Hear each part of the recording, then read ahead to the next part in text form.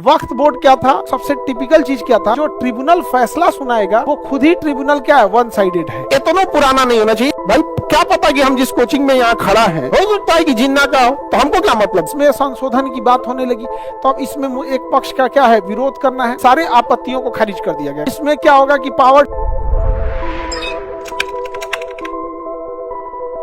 देखो वक्फ बोर्ड जो था उसके अमेंडमेंट के एक जेपीसी बनाया गया, जॉइंट पार्लियामेंट्री कमेटी। ये जेपीसी तब बनाई जाती है जब किसी विधेयक को लेकर विवाद हो जाता है। तब वक्फ बोर्ड क्या था, जब देश का विभाजन हुआ तो उस समय बहुत सारे लोग जो यहाँ से इंडिया से पाकिस्तान चले गए तो उनकी जो संपत्ति यहाँ रह गई उसकी देखरेख के लिए वक्फ बोर्ड बनाया गया। इसके अलावे कुछ लोग जो थे वो चाहते थे, जैसे किसी के बाल बच्चे नहीं हुए या कुछ भी हुआ जिसके पास ज्यादा धन संपत्ति है, वो मुस्लिम है अगर, तो वो अपनी धन संपत्ति जमीन जायदाद को वक्फ बोर्ड को दे सकता था और कि इस पे कोई सामाजिक, धार्मिक या फिर सोशल चैरिटेबल वर्क होगा। तो ये वक्फ बोर्ड था। इसमें कुछ जमीनें विवादित आ गई कि वक्फ बोर्ड का कहना था कि ये जमीनें वक्फ के अंडर में आती है। अब उसमें वक्फ बोर्ड में जो सबसे टिपिकल चीज क्या था कि वक्फ बोर्ड का जो जुडिशियल सिस्टम था उसमें भी सब मुस्लिम थे। तो कई बात ये उठा कि जो इसमें जो ट्रिब्यूनल फैसला सुनाएगा वो खुद ही ट्रिब्यूनल क्या है, वन साइडेड है। तो इसमें संशोधन की बात होने लगी तो अब इसमें एक पक्ष का क्या है, विरोध करना है। हालांकि वक्फ बोर्ड के पास जितनी जमीनें थी, वक्फ बोर्ड ने मुसलमानों के कल्याण के लिए अगर वक्फ बोर्ड की जमीन का यूज किया होता तो आज मुसलमान बहुत आगे गए होते। इन्होंने कोई खास यूज नहीं किया।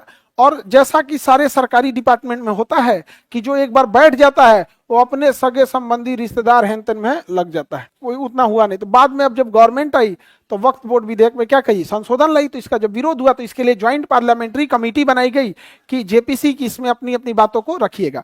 जेपीसी में जितने सुधार को रखा गया था सारे सुधार को, सारे आपत्तियों को खारिज कर दिया गया। कहा कि आप लोग का मांग कुछ ऐसा नहीं है, संशोधन होगा तो होगा। अब सरकार इसमें क्या कर रही है, संशोधन कर रही है। समझ में आ गया कि नहीं आ गया?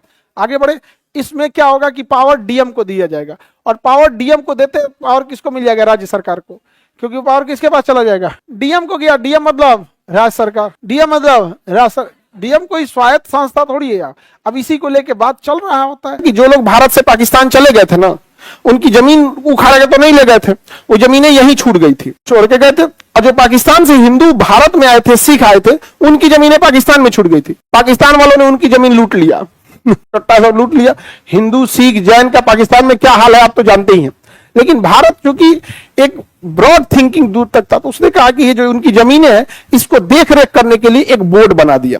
जैसे रेलवे के लिए रेलवे विभाग है कि नहीं, उसकी जमीन की देख रेख वही करती है, तो उसके लिए बना दिया वक्फ बोर्ड। क्या बना दिया, वक्फ बोर्ड। तो वक्फ बोर्ड का बेसिकली वही काम था, ये देख रेख करना है। आप कई बार वक्फ बोर्ड चर्चाओं में क्यों आ जाता है कि वो क्लेम कर देता है कि ये जमीन वक्त के अंतर्गत आती है। यानी ये जो जमीन पे आप रह रहे हैं, विभाजन के पहले हो सकता है कि यहां जिसका था वो चल गया वहां पे।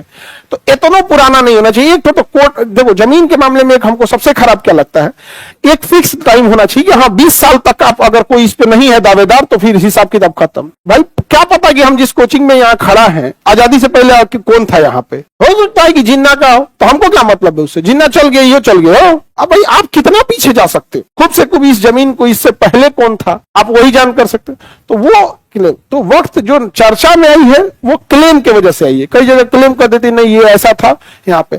बाकी वक्त का पावर अलग है, उसका कोर्टे अलग है, उसका कोर्ट क्या है, अलग। लेकिन वो सुप्रीम कोर्ट हाई कोर्ट से ऊपर नहीं है। वक्त के फैसले के खिलाफ कहां जा सकते हैं, हाई कोर्ट, सुप्रीम कोर्ट जा सकते हैं।